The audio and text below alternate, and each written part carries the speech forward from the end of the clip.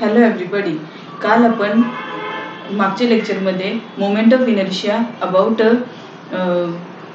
Ring आणि moment of inertia about disc बघितलं होतं. त्याचं एक्सप्रेशन कॅल्क्युलेट केलं होतं. मोमेंट ऑफ इनर्शिया डिस्कचं आणि मोमेंट ऑफ इनर्शिया रिंगचं हे आपण एक्सप्रेशन डिराईव्ह केलं होतं. आणि रोटेशन कायनेटिक एनर्जीचं पण आपण एक्सप्रेशन डिराईव्ह केलं होतं. ते आपण स्टडी केलं होतं. आणि आता आपण पुढचा पॉईंट बघूयात, radius of gyration. Radius of gyration म्हणजे काय? It is the distance between the axis of rotation and the point of mass where the whole mass of body, म्हणजे पूर्ण बॉडीचा जो मास आहे ज्या ठिकाणी कॉन्सन्ट्रेट होतो. सपोज आपण एक बुक घेतली आणि त्या बुकला एका बोटावर आपण फिरवत असू तर काय होतं? सॉरी, आपण काय करतो, त्या बुकला एका बोटावर गोल फिरवतो तर काय होतं, तिथं त्या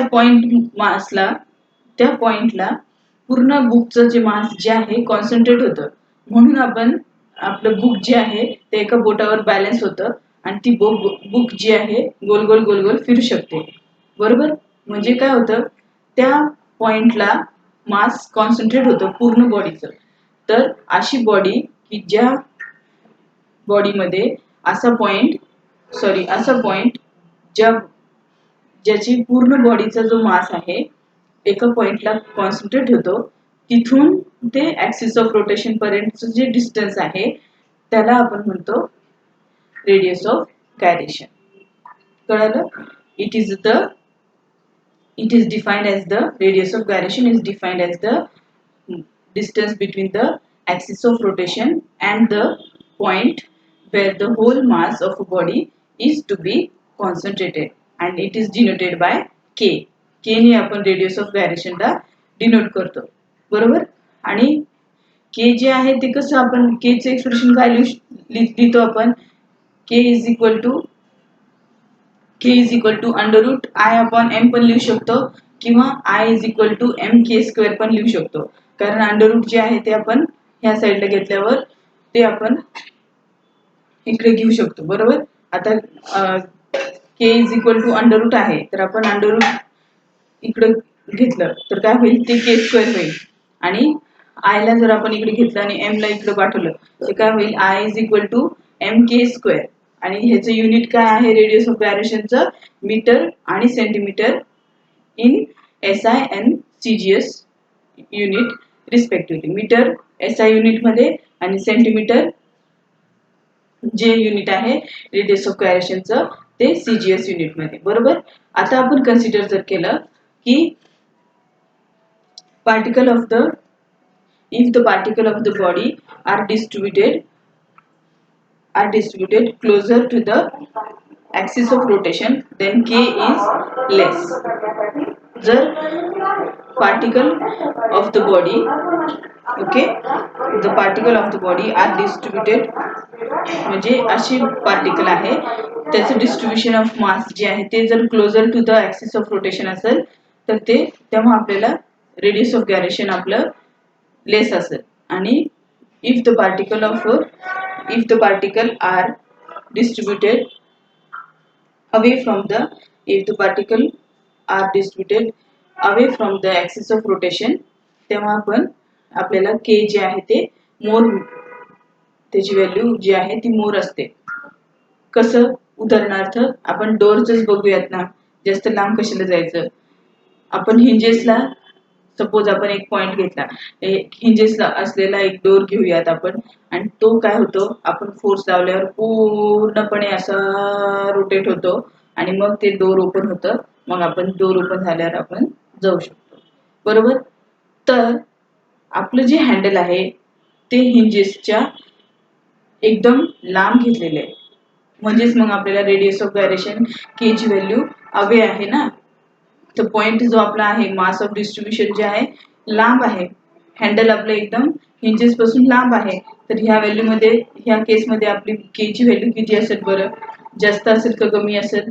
जास्त असणार. आणि आपण जर हिंजेसच्या खूप जवळून जर फोर्स लावला तर मला जास्त फोर्स लावावा लागेल ना दार उघडायला, फोर्स पण जास्त लावावा लागेल आणि K ची व्हॅल्यू पण कमी असेल. बरोबर. आणि अजून आपण एक उदाहरणार्थ बघू शकतो की हेलिकॉप्टरचं जे स्टेअरिंग असतं ते सुद्धा एक एक्झाम्पलच असतं रेडियस ऑफ गायरेशनचं. आता आपण बघूयात वन बाय वन की रेडियस ऑफ गायरेशन जे आहे डिस्कचं आणि रिंगचं. सपोज कन्सिडर करूयात की आय ऑफ आर जे आहे ते मोमेंट ऑफ इनर्शिया ऑफ रिंगचं जर असेल आणि आय ऑफ डी कन्सिडर करूयात moment of inertia of disc, म्हणजे I suffix D is moment of inertia of disc आणि I of R is moment of inertia of ring. तर मी असं लिहू शकते I is equal to M of K of R square. ह्याचाच अर्थ माझ्याकडे काय झालं, R is equal to K of R झालं. सिमिलरली सेम अशाच पद्धतीने जसं रिंगला केलं तसंच डिस्कला करून पण आपण करू शकतो. तर डिस्कचा आय इज इक्वल टू किती आहे, आयचा फॉर्म्युला काय आहे डिस्कचा 1/2 एम आर स्क्वेअर आणि आर ची व्हॅल्यू काय आहे के ऑफ. आता ही डिस्कच्या जागी आपण हे रिंग इथं R is equal to K of R आहे रिंग साठी, म्हणून इथं के ऑफ आर घेतलं. तर आता डिस्क साठी मी काय घेणार K of D the whole square, मग इथे काय येईल half K of M of D the whole square. समजते बरोबर.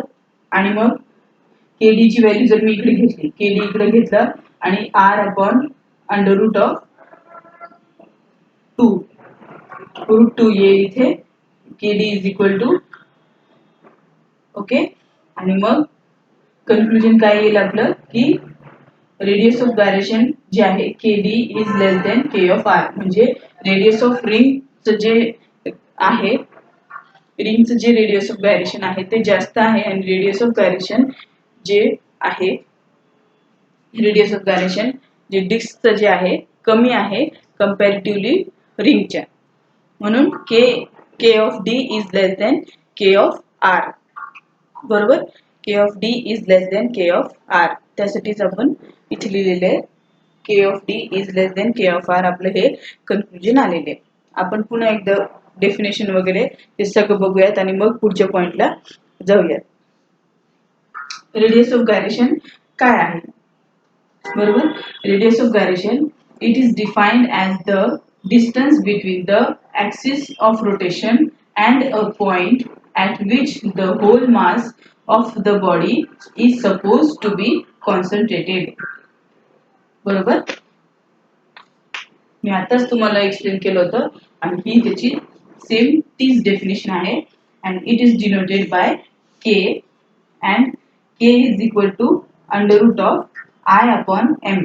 or आपण काय लिहू शकतो, हेच अंडर रूट जे आहे इकडे जर आपण पाठवलं तर हे काय होईल के स्क्वेअर होईल आणि हे आय जर इकडे आलं तर काय होईल आणि के स्क्वेअरला आपण तिकडे पाठवलं काय होईल I is equal to M K square. आणि त्याचे युनिट जे आहे मीटर इन एसआय युनिट आणि सेंटीमीटर इन सीजीएस युनिट. आणि डायमेन्शन त्याचे काय आहे m0 l⁻1 t0. डायमेन्शन काय आहे रेडियस ऑफ गायरेशनचं m0 t⁻1 आणि l⁻0. बरोबर. आणि हे आपण आताच आपण बघितलेलं आहे. तर अशा प्रकारे तुमचं इथं रेडियस ऑफ गायरेशन हे आर्टिकल इथे संपतं. आता आपण बघूयात theorem of parallel and perpendicular axis. दोन्ही पण थिअरम आपण बघूयात.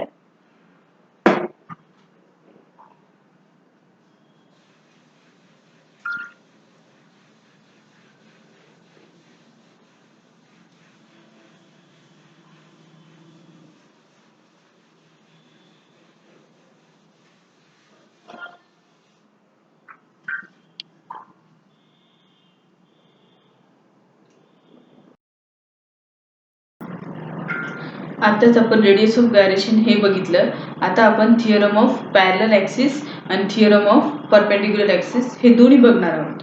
तर त्यासाठी आपल्याला अगोदर डायग्राम समजून घ्यावं लागेल की नेमकं आपल्याला थिअरम कॅल्क्युलेट करायला आपल्याकडे थिअरम ऑफ पॅरलल ॲक्सिस जे आहे हा फॉर्म्युला जो आहे I0 is equal to IC I of C I suffix C. I C म्हणजे मी जर आय सी म्हणलं तर आय आणि सी असं नाही, आय सफिक्स सी असं असेल. I0 is equal to I suffix C plus M of H square. हे इक्वेशन आपल्याला डिराईव्ह करायचं आहे.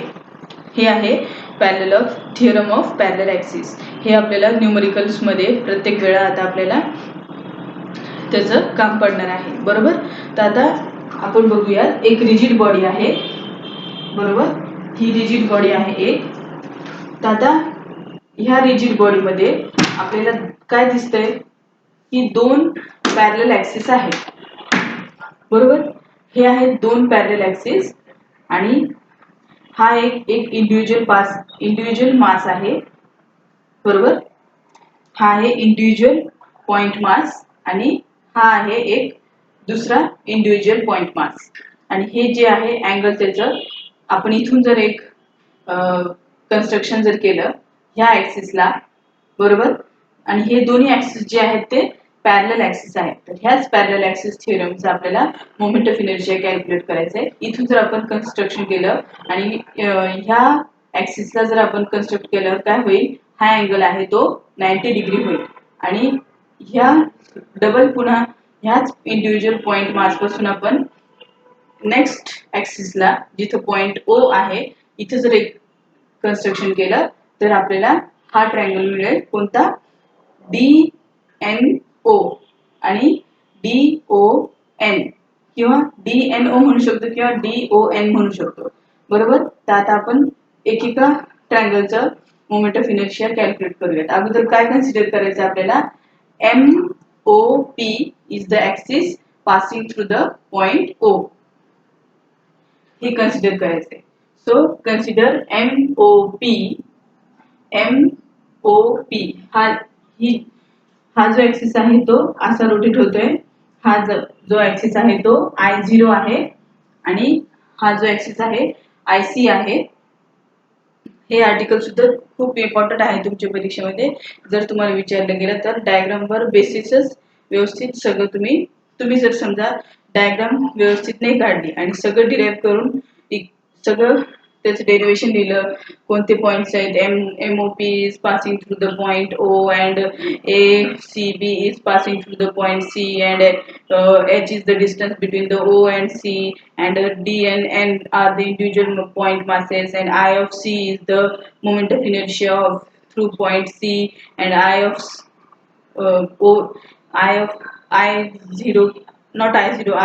is the moment of inertia passing through the axis O. किंवा सगळं तुम्ही लिहिलं हे डिटेल.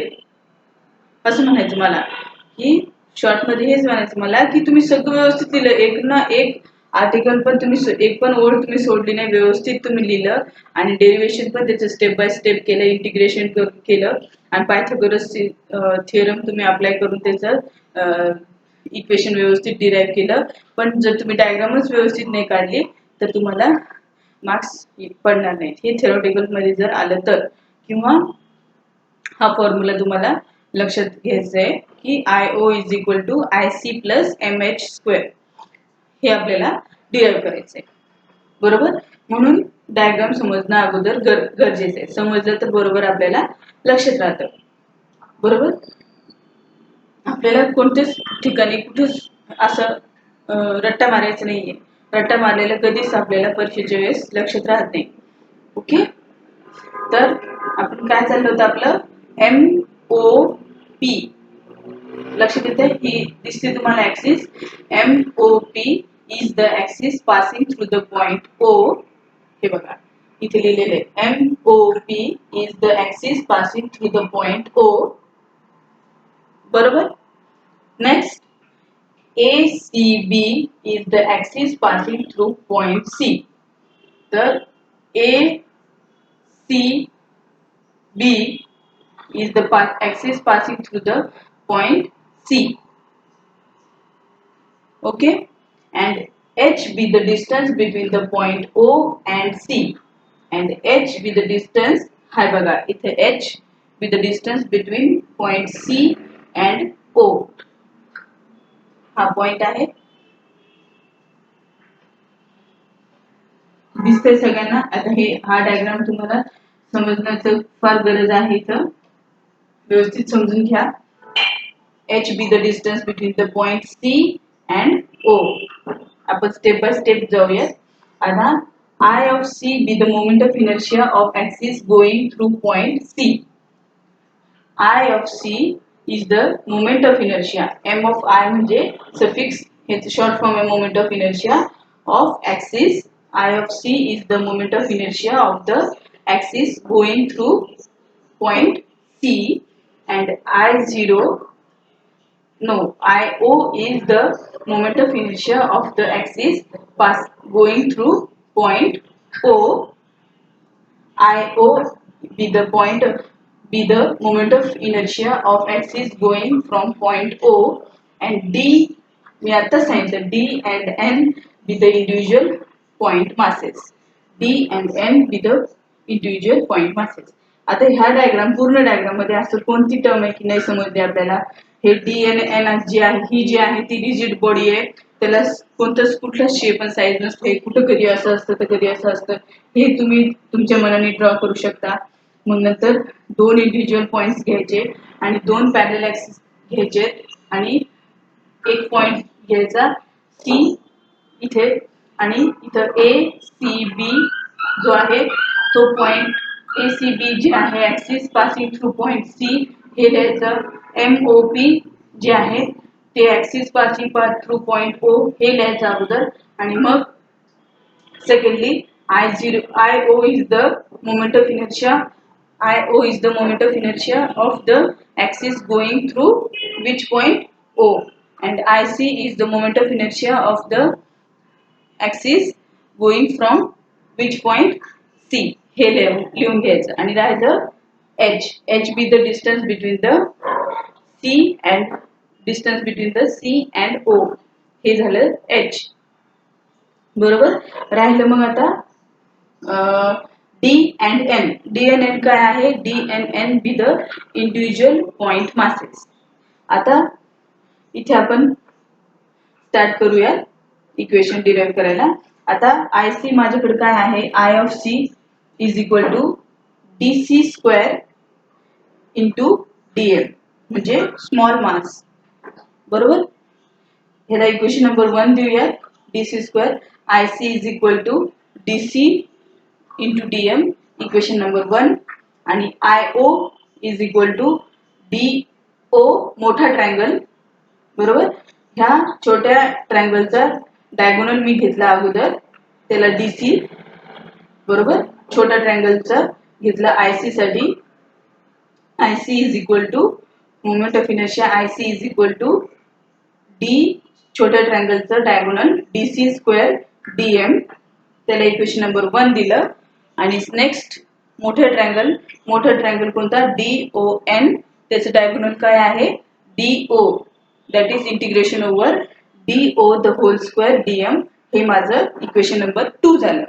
आता मी काय करणार? पायथागोरस थिअरम अप्लाय करणार. So in triangle D O N, आता in triangle D O N पुढे बघूयात. आता इथून इकडे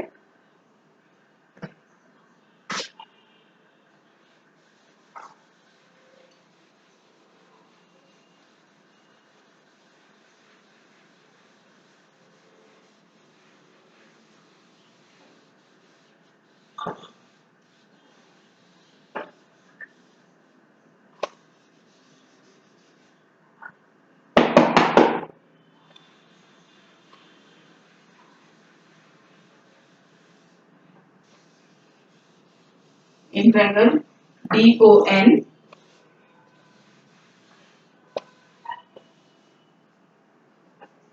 बरोबर. In triangle D O N काय आहे? इथून आपण इकडे घेतोय, इथून इकडे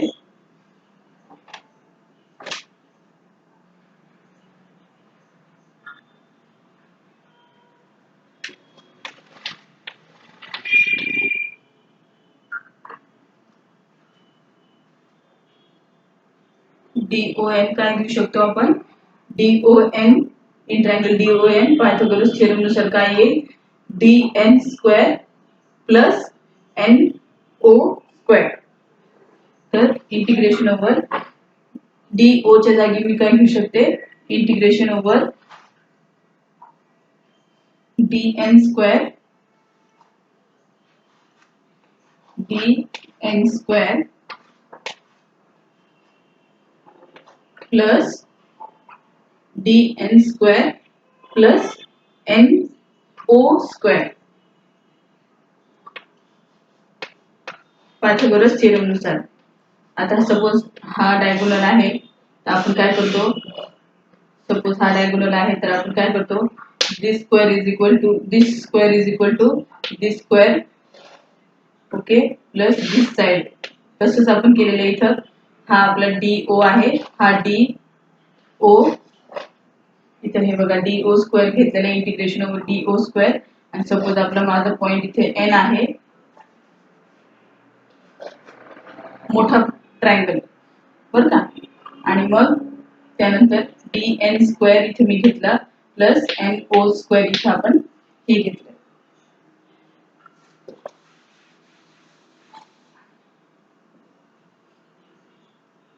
त्याच्यानंतर D M as it is.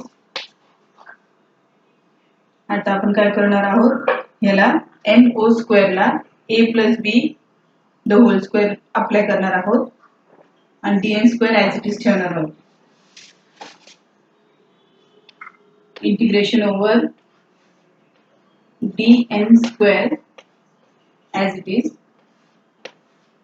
Plus, आता इथे आपण एन ओ स्क्वेअर जो आहे त्याला जर आपण लिहिलं, एन ओ स्क्वेअर काय आहे आपल्याकडं, एन ओ स्क्वेअर काय आहे आपल्याकडं, एन सी प्लस सी ओ. पूर्ण साइड जी आहे ती ही साइड आहे, सपोज ही साइड आहे. इथं आपला एन आहे, इथं पॉइंट सी आहे आणि इथं पॉइंट ओ आहे आणि माझ्याकडं एन ओ आहे. तर मी एन ओ ला कसं लिहू शकते, एन ओ ला मी कसं लिहू शकते, N C plus C O the whole square into DM. बरोबर. आता हे एन ओ जो आहे हा एन ओ आहे, त्याला मी काय केलं, N C plus C O हा पॉइंट जो आहे तो घेतलाय. लक्षात आले. ह्यालाच मी A plus B the whole square formula apply करणार. हे dn square as it is plus इथे येईल N square N C square म्हणजे A square plus twice A काय माझ्याकडं N C into C O plus B square. B म्हणजे माझ्याकडे B काय आहे, C O the whole square into DM as it is. लक्ष देता. बरोबर. पुढची स्टेप येईल आपल्याकडे डी एन स्क्वेअर पुन्हा D N square as it is. आता इथे जे आहे N C into N O, आता हे काय होईल मग, आता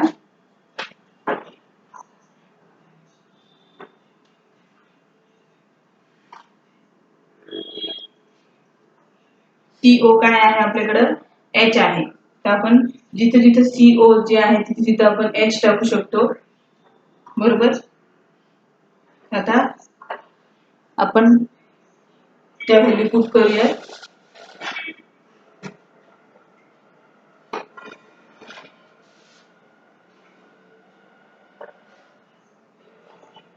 आता आपण नाव in triangle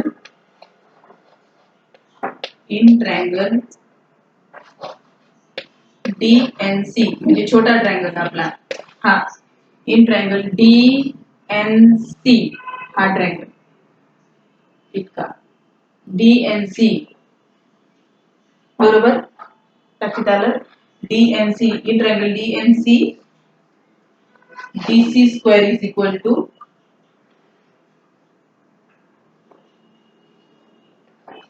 dc square is equal to dn square plus nc square.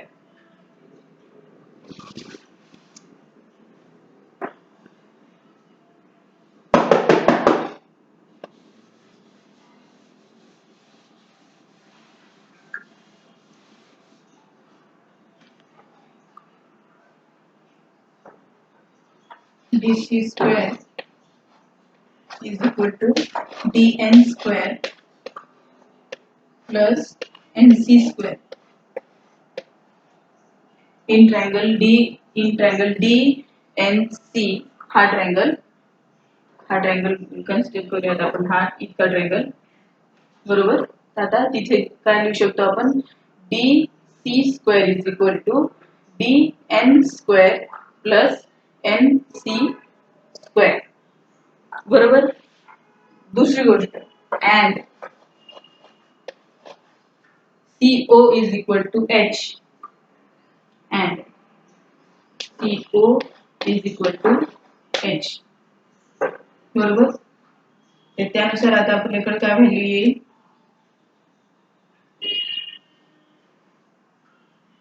I0 is equal to IO is equal to integration over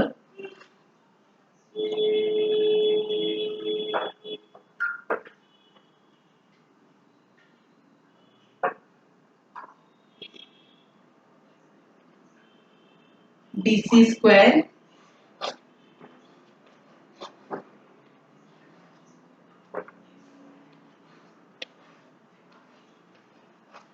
square plus twice NC.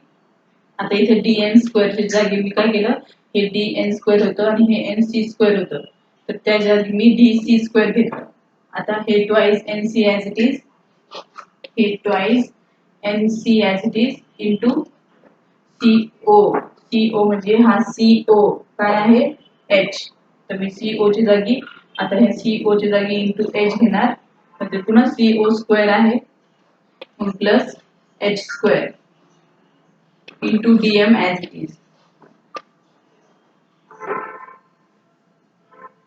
Okay पुढे पुढची स्टेप बघूया.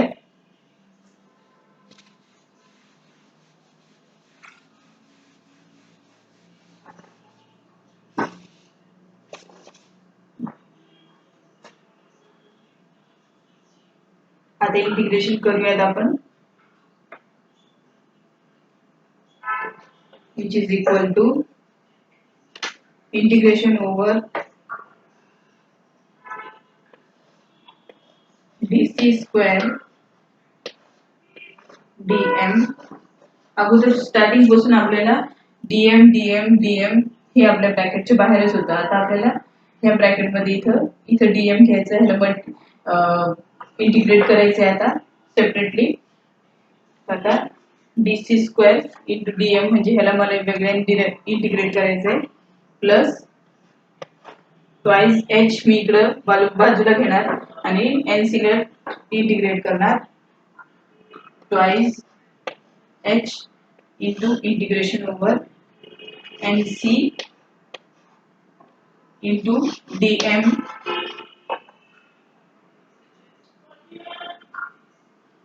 plus H square plus H square into integration over DM. Okay हा झाला आपला equation number 3. Okay बरोबर.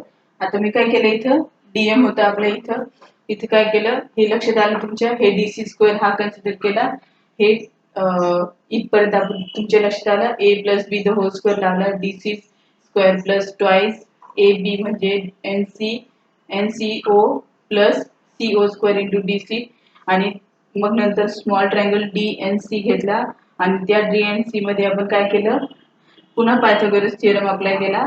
काय येतं ते DC square this DC square is equal to DN square plus NC square DN square plus NC square and CO is equal to H ते आपण ह्या इक्वेशन मध्ये सबस्टिट्यूट केलं. तर आता हे DN स्क्वेअर इथं होतं प्लस NC स्क्वेअर होतं तर त्या ठिकाणी मी काय केलं DN square plus NC is equal to आपण ह्या ट्रायंगलच्या पायथागोरस थेरम नुसार इथे मग DC स्क्वेअर आहे ओके प्लस ह्या इक्वेशन मध्ये twice NC as it is आणि CO जे आहे CO च्या जागी मग मी काय सबस्टिट्यूट केलं H CO काय आहे इथं डायग्राम मध्ये CO व्हॅल्यू गिवन आहे आपल्याला h प्लस CO स्क्वेअर होतं, तर हे h स्क्वेअर झालं TM झालं. ओके, मग आता आपल्याला इंटिग्रेट करायचं आहे, तर DC square into DM integration over DC square DM integration plus twice h हे 2 आणि हे h हे जे आहे दोन्ही पण इक्वेशन टर्म्स दोन्ही पण टर्म्स सॉरी त्या दोन्ही टर्म्स मी बाहेर घेतल्या इंटिग्रेशन ओव्हर NCDM प्लस ह्या h स्क्वेअरला मी बाहेर घेतलं इंटू इंटिग्रेशन ऑफ DM. हा झाला आपला इक्वेशन नंबर 3. ओके, आता पुढे बघूयात आपण.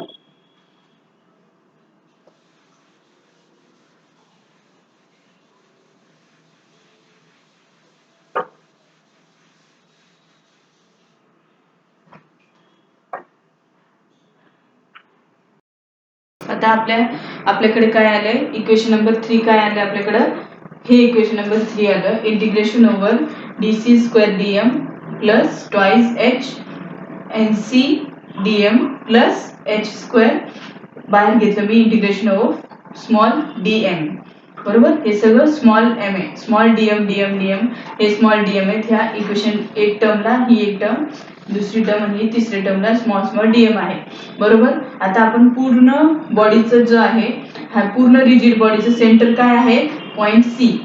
बरोबर, आणि आपल्याला माहिती आहे की रिजिड बॉडीच्या कोणत्या पण बॉडीच्या सेंटर ऑफ मास जे आहे ते 0 असतं.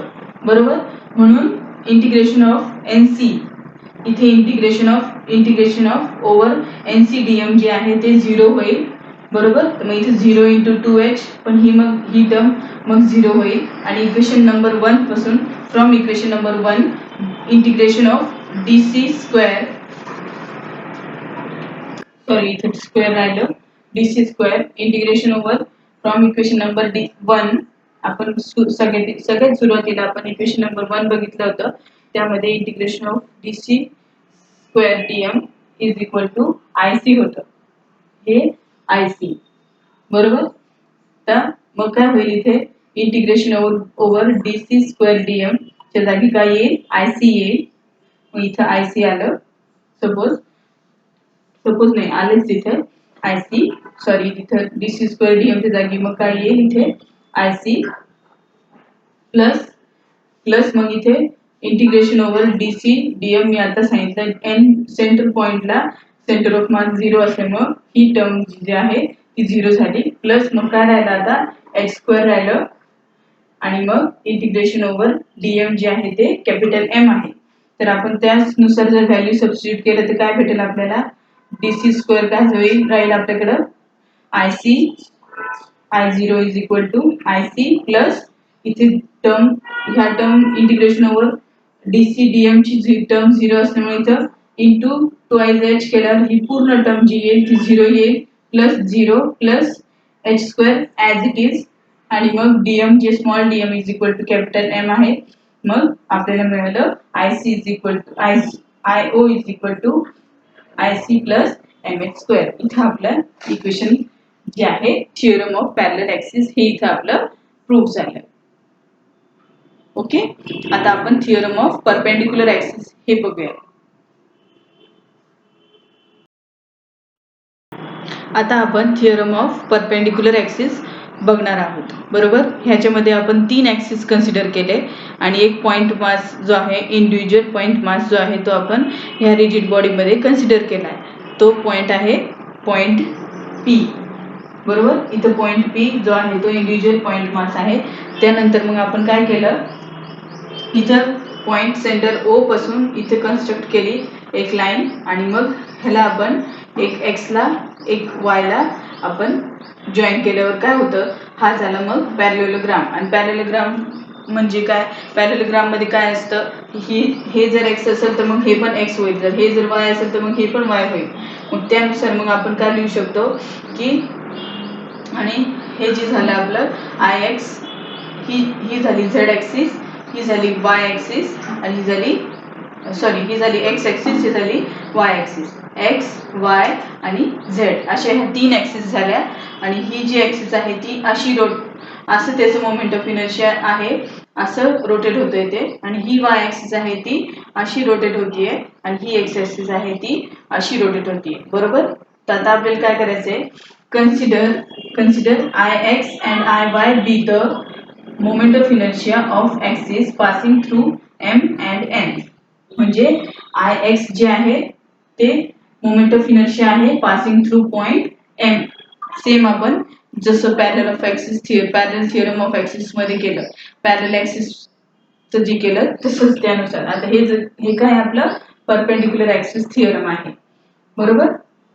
Ix जे आहे moment of inertia, Ix be the I suffix x be the moment of inertia passing through the point M, and I of y be the I of y. This I of y be the moment of inertia passing through the point N. Okay. आणि next काय आहे, P be the point individual point mass. एक point mass घेतलं, P be the individual point mass and PM. इथे आपण हे जे distance आहे PM काय आहे, y आहे, ते आपण इथे नोट केलं, आणि PN जे आहे ते काय आहे, x आहे. तर here z square is equal to x square plus y square. So z square is equal to x square plus y square. आणि xy मग मी आता सांगितलं पॅरलेलोग्राम असल्यामुळे काय होतं, मग I of x is equal to integration over y square dm आणि Iy is equal to integration over x square dm. तर हेच आपण आता इंटिग्रेशन करणार आहोत. iz इक्वल टू मग काय येईल, iz equal to y square plus x square dm. आणि y स्क्वेअर ची व्हॅल्यू काय आहे आपल्याकडे, y स्क्वेअर dm काय आहे, ix आहे. y स्क्वेअर dm काय आहे, आता ह्या dm ला आपण इकडे घेतल्यावर प्रत्येक ठिकाणी जर आपण इंटिग्रेट केलं तर काय येईल, इथे इंटिग्रेशन झालं, integration over x square iz is equal to integration over y square plus x square dm. मग ह्या dm ला इथे घेतलं, integration over y square dm plus integration over x square dm. बरोबर. आणि मग integration over x square dm झाल्याच्या नंतर आपल्याकडे ऑलरेडी आपण फाइंड आउट करून ठेवलेलं आहे की integration over y square dm किती आहे, ix आहे, आणि integration over x square dm काय आहे, iy आहे. तर iz is equal to ix plus iy. तर हा झाला तुमचा थिअरम ऑफ परपेंडिक्युलर ऍक्सिस, ते आहे iz is equal to ix plus iy. बरोबर. आता आपण पुढे बघूयात व्हॉट इज अँग्युलर मोमेंटम और मोमेंट ऑफ लिनियर मोमेंटम, हे आपण बघणार आहोत.